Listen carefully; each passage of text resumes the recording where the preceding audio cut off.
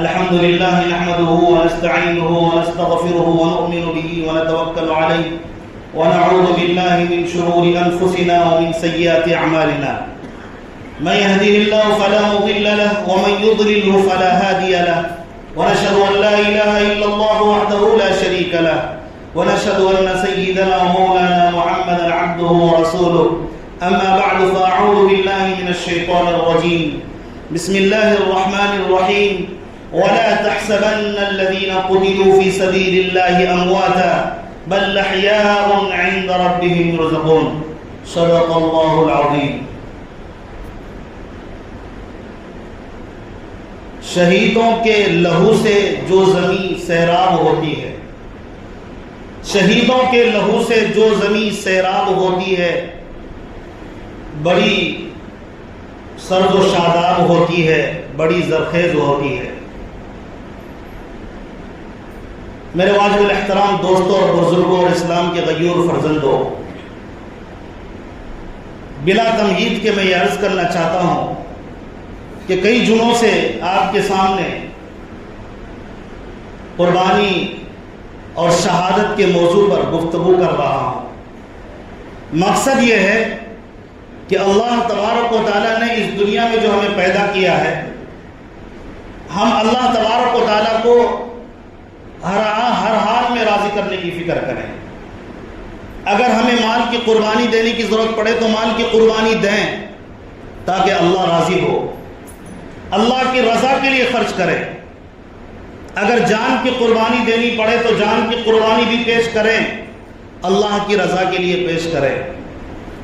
یہی مقصد ہونا چاہیے ایک مومن کا اور ایک مسلمان کا، یہی مقصد ہونا چاہیے کہ میں اللہ کو راضی کر لوں. مجھے اللہ کو راضی کرنے کے لیے شیطان سے مقابلہ کرنا پڑے تو میں پوری طاقت جھونک دوں.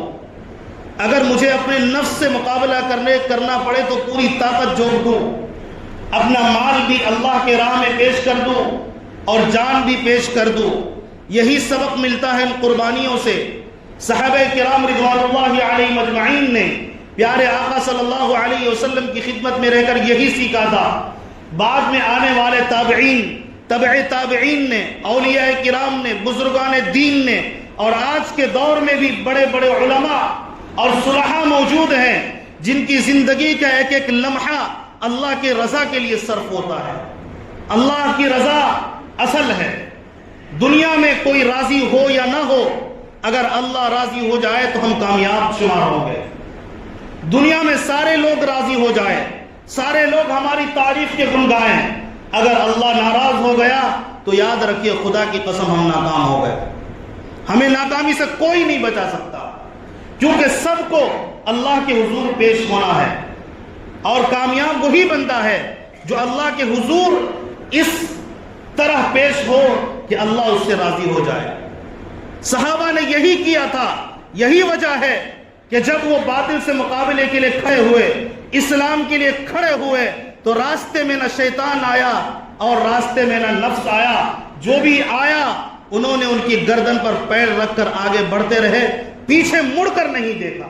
آپ صحابہ کی زندگی پڑھ کر دیکھیں کس طرح انہوں نے اسلام کو اپنے خون سے سیراب کیا ہے. یہ جملہ بولنا بہت آسان ہے، لیکن جب خون بہے، جب پسینہ نکلے، ایمان کی خاطر، اسلام کی خاطر کس قدر آدمی پر مشقت گزرتی ہے وہ قربانی دینے والا ہی سمجھتا ہے. لیکن اس کے باوجود ان کی چاہت، ان کی خواہش یہی ہوتی ہے میں قربانی دوں تو دوں لیکن میرا رب راضی ہو جائے، اب میرے لیے اس کے علاوہ کوئی کسی کی ضرورت نہیں ہے. یہی وجہ ہے امیر المؤمنین خلیفۃ المسلمین جتنے بھی آئے سب نے اللہ کے لیے قربانیاں دی، قربانیاں پیش کی ہیں. 4 بڑے بڑے خلفاء، پیارے آقا صلی اللہ علیہ وسلم کی جانشین، پیارے آقا صلی اللہ علیہ وسلم کے خلیفہ، تمام مسلمان مردوں، عورتوں، محدثوں، مفسروں، تماموں کے خلفاء، بڑے بڑے صحابہ کرام میں بڑے خلفاء، حضرت ابو بکر صدیق رضی اللہ عنہ، حضرت عمر فاروق رضی اللہ عنہ، حضرت عثمان غنی رضی اللہ عنہ، حضرت علی رضی اللہ عنہ، سب نے بڑی قربانیاں دی ہیں. اور پوری دنیا میں کس طرح اسلام عام ہو جائے، کس طرح آدمی جہنم کا راستہ چھوڑ کر خدا کو ایک مان کر زندگی گزارنے لگے اور جنت تک پہنچنے والا بن جائے. یہی ایک فکر تھی، یہی ایک دھن تھی جن ان کو روزہ رسول چھوڑنے پر مجبور کیا. انہوں نے روزہ رسول کی حاضری کو چھوڑا، مدینے کو چھوڑا، مکہ کو چھوڑا. آپ نے سنا کہ انہوں نے کس طرح قربانیاں دی ہے. حضرت عمر فاروق بھی شہید ہو گئے، حضرت عثمان غنی بھی ایمان اسلام کو پھیلانے کی خاطر شہید کر دیے گئے، حضرت علی رضی اللہ تعالیٰ عنہ بھی شہید کر دیے گئے، حضرت حسین رضی اللہ تعالیٰ عنہ بھی شہید کر دیے گئے، حضرت حسن کو بھی شہید کر دیا، ظالموں نے زہر دے کر شہید کر دیا.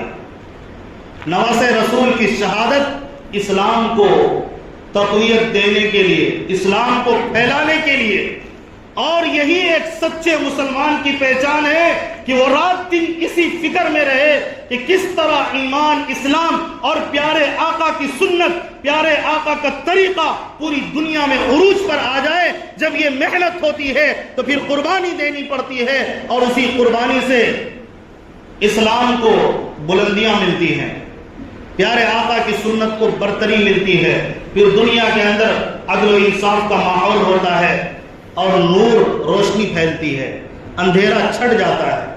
اگر ہماری طرح کاہل اور سستڑ لوگ ہوں تو پھر اسلام کا نام بدنام ہوتا ہے، اسلام مٹنے لگتا ہے، پیارے آقا کے طریقوں کا مذاق اڑایا جاتا ہے.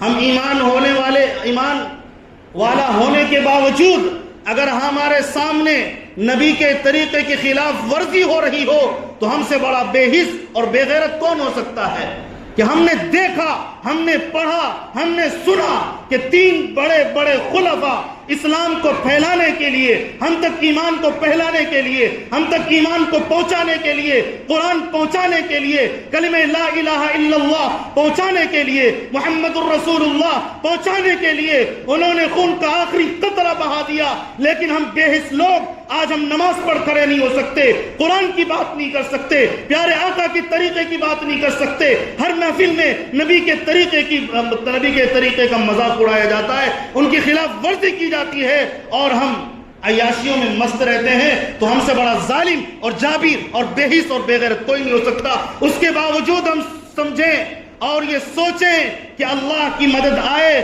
اللہ کی قسم یہ غلط خیال اور غلط سوچ ہے، اس فکر سے نکلنے کی ضرورت ہے. مدد تو اس پر آئے گی جو اللہ کی دین کی مدد کرتا ہے. جب صحابہ کرام نے قربانیاں دی، اللہ کی مدد آئی، فرشتے ان کے جنگوں میں نازل اللہ تعالیٰ نے کر دیے. اللہ تعالیٰ نے دنیا میں تو فتح یابی نصیب کی اور فرشتوں کے مجمع میں ڈنکا بجا دیا کہ جاؤ ان کا ساتھ دو، یہ میرے محبوب ہے، دیکھو یہ میری خاطر، قرآن کو پھیلانے کی خاطر، نبی کے ایک ایک بول کو، نبی کے ایک ایک طریقے کو، فعل کو، عمل کو، نبی کے تقریر کو پھیلانے کے لیے یہ نکل پڑے ہیں. اور دیکھو تو خون بہانے کے لیے کھڑے ہیں. لہذا تم اترو، جاؤ ان کے ساتھ انہی جیسا مقابلہ باطل سے کرو اور کامیابی دلاؤ. جنگ بدر ہو یا جنگ احد ہو یا کوئی بھی جنگیں ہوئی ہو، اللہ تبارک و تعالیٰ نے ان کی مدد کی. بعد میں بھی جو جنگیں ہوئی ہیں، جب بعد میں بھی جو مقابلے ہوئے ہیں، اللہ نے مدد کی. اور اللہ نے ایسی مدد کی جب لوگوں نے محنتیں کی قرآن کو پھیلانے کی، تو اللہ تبارک و تعالیٰ نے مختلف ملکوں کو اسلام کا مرکز بنا دیا. یہ ان کی محنتیں ہیں کہ انہوں نے خون سے اسلام کو بلند کیا ہے. اللہ ہمیں بات سمجھنے کی توفیق نصیب فرمائے. تو چونکہ شہادتوں کے واقعات کا سلسلہ جاری ہے، میں نے گزشتہ جمعہ شیر خدا نواز رسول حضرت حسین رضی اللہ عنہ کی شہادت پر بات کی تھی. آج میں چاہتا ہوں کہ چند منٹوں میں، تفصیل کا موقع ہرگز نہیں ہوتا ہے، چند منٹوں میں حضرت علی رضی اللہ عنہ کی شہادت کا دلسوز واقعہ آپ کے سامنے پیش کروں. اللہ کرے کہ ہمیں بات سمجھ آ جائے، ان کا درد، ان کی کڑھن ہمارے اندر، ان کی فکر پیدا ہو جائے، ہم بھی انہی کی طرح قربانی دینے والے بن جائیں. ایسا نہ ہو کہ ہم واقعہ سنیں اور سننے کے بعد ایک کان سے سن کر دوسری کان سے نکال کر پھینک دیں. اور یہ ظاہر ہے کہ یہ بے دردی کی بات ہوتی ہے. آدمی کو درد والا ہونا چاہیے. انسانیت نام درد مندی کا ہے، بے دردوں کا نام انسان نہیں ہے. اور مومن تو دوسروں کے درد کو اٹھا کر چلتا ہے. حضرت علی رضی اللہ تعالی عنہ نے قربانیاں دی ہیں ایمان کے لیے، اسلام کے لیے۔ حضرت علی کون ہیں جن کو اللہ کے نبی نے فرمایا اسد اللہ الغالب، کہ یہ شیر خدا ہیں، یہ میرے داماد ہیں۔ اور جب باری آئی نبی پاک علیہ السلام نے جب ایمان کی بات کی، دعوت دی، تو سب سے پہلے بچوں میں اسلام لانے والے حضرت علی رضی اللہ عنہ ہیں۔ پیارے آقا نے ان پر اسلام کو پیش کیا۔ 10 سال کا بچہ ہے، اپنا فیصلہ خود نہیں کر پاتے تھے۔ ان کے باپ کا نام ابو طالب ہے۔ یہ اللہ کی مرضی ہے کہ باپ تو ایمان سے محروم ہو گیا لیکن بیٹا شیر خدا بن گیا۔ تو پتہ یہ چلا ایمان اور ہدایت عطا کرنے والا تو اللہ تعالیٰ ہی ہے، کسی کے بس میں نہیں کہ وہ کسی کو ہدایت دیتے۔ پیارے آقا آخری وقت تک تڑپتے رہے اپنے پیارے چچا حضرت ابو طالب کے لیے کہ وہ کلمہ پڑھ لیں، لیکن اللہ کی طرف سے توفیق نہیں ہوئی، کو نہیں پڑھا۔ رکاوٹیں بن گئی، اس وقت کے کفار و مشرکین کی رکاوٹ بنے۔ تو بہرحال شیر خدا بننے والے انہی کی اولاد میں حضرت علی رضی اللہ عنہ ہیں، جو خلیفۃ المسلمین بھی بعد میں بنے، امیر المسلمین بھی بنے، اور پیارے آقا کے چہیتے بنے۔ اتنے چہیتے بنے، اور کیا مقام ہوگا کہ بچپن سے لے کر 10 سال کی عمر سے، کیونکہ حضرت ابو طالب کے بہت ساری اولاد تھی تو ان کے لیے پرورش کرنا مشکل تھا، نبی پاک علیہ السلام نے ان کی تربیت کو اپنے سپرد کر لیا۔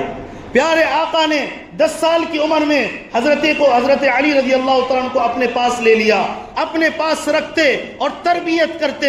یہی وجہ ہے نماز کی تربیت حضور کی خدمت میں رہ کر انہوں نے جس طرح سیکھا ہوگا، شجاعت جس طرح سیکھا ہوگا، بہادری جس طرح سیکھی ہوگی، سخاوت جس طرح سیکھی ہوگی، اور جس طرح انہوں نے تقوی طہارت کو سیکھا ہوگا، جس طرح اللہ کا خوف ان کے اندر پیدا ہوا ہوگا، جس طرح بہادری ان کے اندر پیدا ہو سکتی ہوگی، دوسرا ان کے مقابلے کا کہاں ہو سکتا ہے۔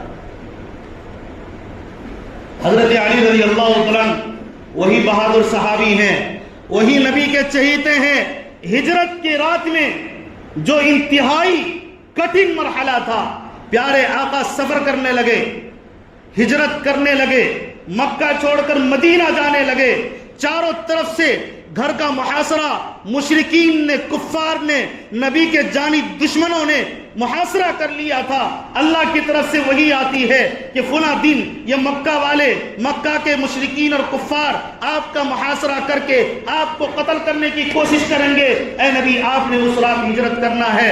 اب باری آتی ہے کہ میرے پاس مکہ کے لوگوں کی امانتیں ہیں، کیونکہ اس عالم میں بھی نبی سے زیادہ سچا، نبی سے زیادہ امانت دار کوئی نہیں ہو سکتا تھا۔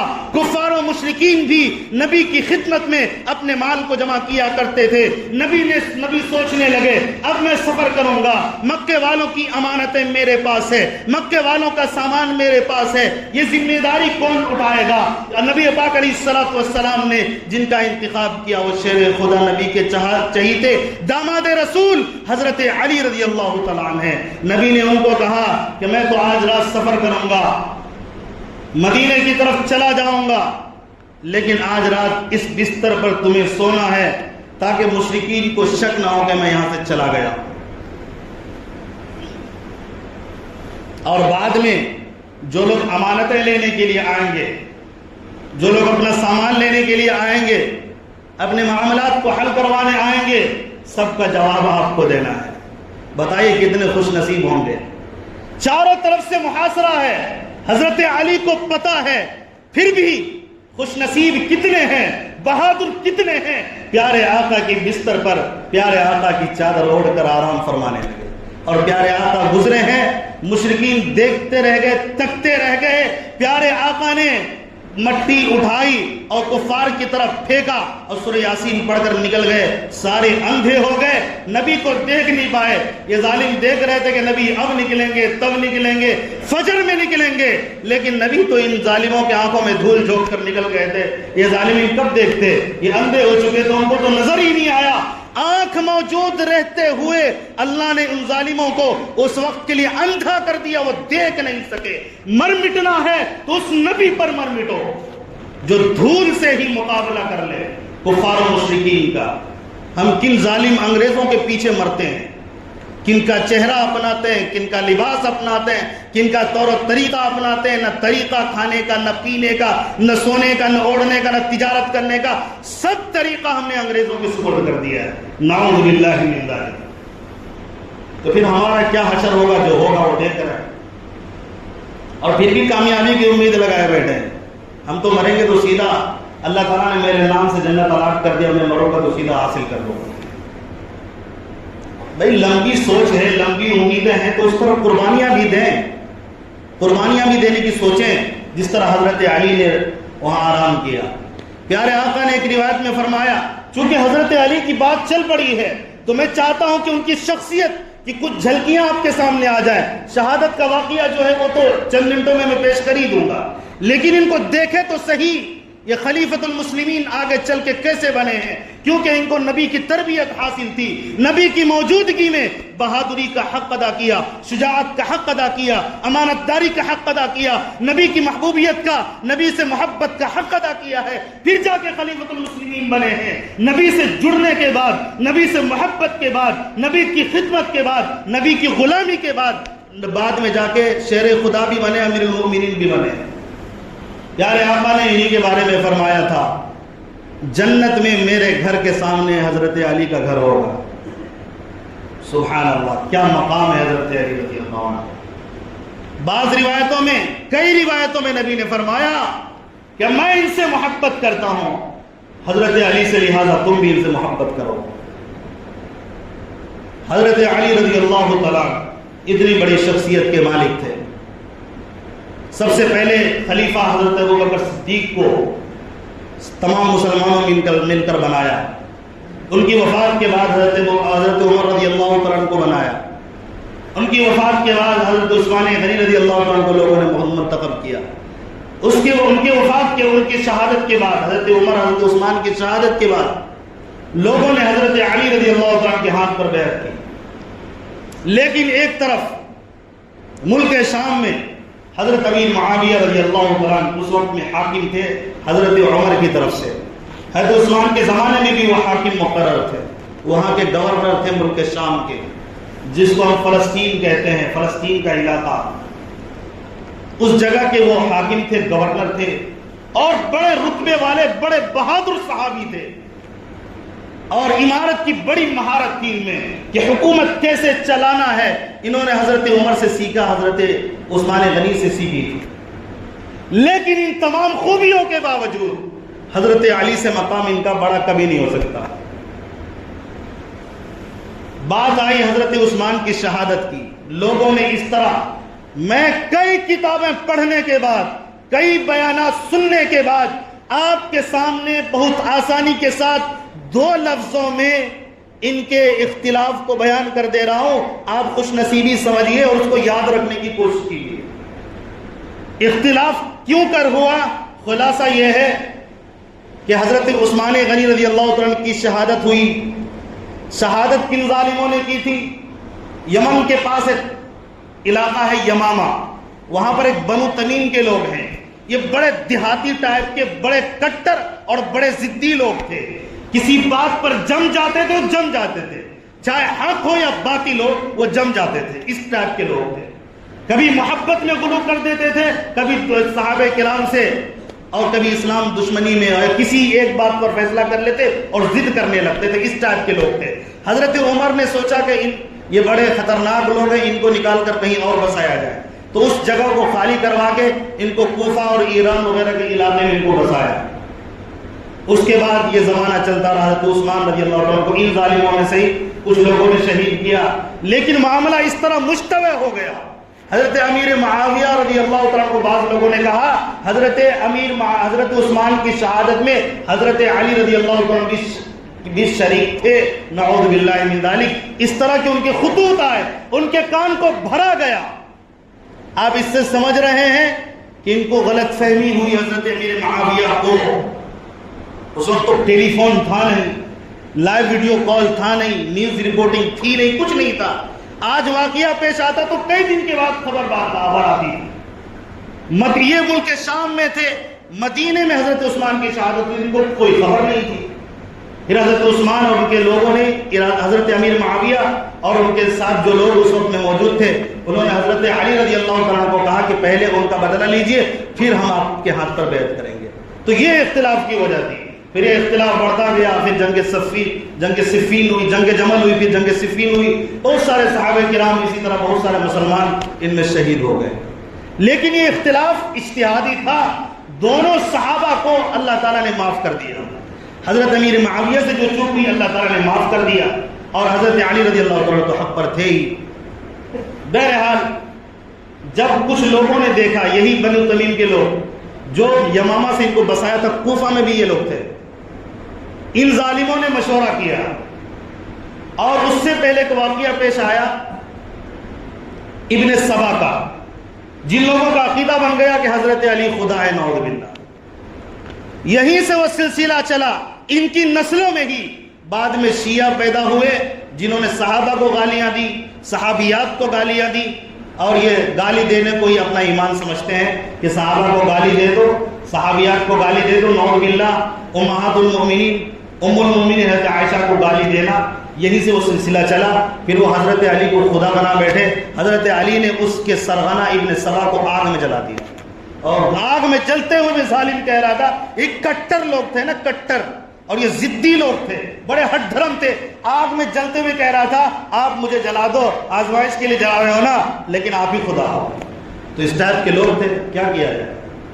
تو پھر بعد میں انہی لوگوں نے ارادہ کیا کہ اختلاف ہو چکا, کیا کریں. حضرت علی رضی اللہ عنہ کو حضرت اس وقت میں حضرت امیر معاویہ, حضرت عمرو بن عاص, بڑی لمبی تفصیلات ہے, تفصیلات میں نہیں جاتا. کچھ ظالمین انہی میں سے پیدا ہوئے, انہوں نے کہا حکم صرف اللہ کا چلے گا. یہ خوارج کی جماعت تھی, یہ الگ ایک جماعت بنا لی ان ظالموں نے, اور کہا تینوں کو راستے سے ہٹا دیجئے, یہی لوگ امامت کر رہے ہیں, خلیفہ بن رہے, ان کو ہٹا دیجئے, اس کے بعد ہم کسی کو بنا لیں گے. غلط فیصلہ تھا, ان کو ماننا تھا نہیں, عیاشی کرنی تھی, لہٰذا ان لوگوں نے اس طرح کا فیصلہ کیا. اور سب لوگوں نے مشورہ کیا ان لوگوں نے کہ کون کون کس کو قتل کرے گا. سب لوگ تیار, 3 لوگ تیار ہو گئے, اور ارادہ کیا ایک ہی رات میں, رمضان مبارک کے کسی تاریخ کا مہینہ تھا, اور فجر کے وقت میں سارے جنہوں نے ارادہ کیا ہے قتل کرنے کا فلاں فلاں کو, تینوں اپنی جگہ پر پہنچیں گے ایک ہی وقت میں, اور فجر کی نماز میں کے وقت میں قتل کرنا. ارادہ کر لیا. ملک شام, ایک آدمی ملک شام پہنچ گیا جو حضرت امیر معاویہ کے قتل کا بیڑا اٹھایا تھا. ایک حضرت عمرو بن عاص کے قتل کا بیڑا اٹھایا, ان کے پاس پہنچ گیا. ایک نالائق ابن ملجم تھا عبد الرحمن, یہ کوفہ پہنچ گیا. مکے میں بیٹھ کر یہ کیا ہو رہا ہے, سائشیں کی جا رہی ہے. یہیں سے ارادہ کیا, لوگ رمضان کا مہینہ تھا, پہنچ گئے. جب فجر کی نماز کا وقت ہوا تو حضرت امیر معاویہ پر حملہ کرنے والا نکلا. معلوم ہوا کہ وہ جو وار کیا تھا اتنا سخت نہیں تھا کہ وہ شہید ہو جائے. زخمی ہوئے, بعد میں وہ ٹھیک ہوئے, لیکن وہ ظالم پکڑا گیا, اسی وقت اس کو ختم کر دیا گیا, قتل کر دیا گیا, اور جہنم رسید ہو گیا. اسی طرح عبداللہ بن عمرو بن عاص کو جو قتل کرنے نکلا تھا, اتفاق کیا تھا کہ عبداللہ بن عمرو بن عاص اس دن صبح میں نماز فجر میں نہیں نکلے, کسی وجہ سے, کسی عذر کی وجہ سے یہ ناکام ہو گیا. اب عبد الرحمن بن ملجم جو حضرت علی شیر خدا کو قتل کرنے کے لیے نکلا تھا, حضرت علی کی عادت تھی روزانہ صبح میں فجر میں جب نکلتے تو آواز لگاتے نکلتے, لوگوں نماز کا وقت ہو گیا, گلیوں میں جاتے, کوچوں میں جاتے, وقت سے پہلے ان کو بیدار کرتے کہ چلو نماز پڑھنے کے لیے. حضرت علی رضی اللہ عنہ نکلے, لیکن رات میں خبر ہو چکی تھی, خواب دیکھ چکے تھے, اور خبر میں یہ بشارت دی گئی تھی کہ اللہ تبارک و تعالیٰ جلد ہی آپ سے مشکلات کو دور کر دے گا. حضرت علی پہلے ہی سمجھ چکے تھے, اللہ والے بزرگان دین کو اللہ تعالیٰ پہلے ہی بتا دیتا ہے کہ کون سا مرحلہ پیش آنا ہے. جب حضرت علی نکلے تو لگاتار دو ظالمین تھے اس وقت میں, تو دونوں نے وار کیا. ایک کا وار تو اتنا تگڑا نہیں تھا, دوسرے کا وار گردن پر تھا, حضرت علی رضی اللہ سر پر تھا, پیشانی پر. جیسے اس نے وار کیا, حضرت علی رضی اللہ عنہ شدید زخمی ہو گئے, اور گرتے ہوئے انہوں نے کہا فزت ورب الکعبہ, رب کعبہ کی قسم میں تو کامیاب ہو گیا, میں چاہتا تھا کہ اللہ کے راستے میں شہید ہو جاؤں, آج مجھے یہ موقع ملا. اور وہ ظالمین شہید کرنے کے بعد, قتل کرنے کے بعد جہنم رسید ہوئے, اور حضرت علی رضی اللہ عنہ اسلام کو سیراب کر کے, اپنے خون سے سیراب کر کے جنت پہنچے, خدا کے حضور پیش ہوئے. تو ہمیں بھی چاہیے کہ ہر طرح کی قربانی دینے کی کوشش کریں. اللہ تبارک و تعالی ہم تمام کو ہر طرح کی قربانی دینے کی توفیق نصیب فرمائے. قربانی دینے کے لیے, اسلام کو پھیلانے کے لیے سب سے پہلے ضروری ہے کہ ہم جمیں, ہم قرآن پڑھنے والے بنیں, ہم نمازی بنیں، اپنے گھروں کو کھڑا کریں، اس کے بعد ہی ہم کچھ کر سکتے ہیں۔ صرف دوسروں کو نصیحت کرتے رہیں گے تو بہت مشکل ہے کام ہے ہوگا۔ خود بھی عمل کرنا ہے، دوسروں کو بھی نصیحت کرنا ہے۔ اللہ تبارک و تعالی ہم تمام کو کہنے سنت زدہ عمل کی توفیق عطا فرمائے۔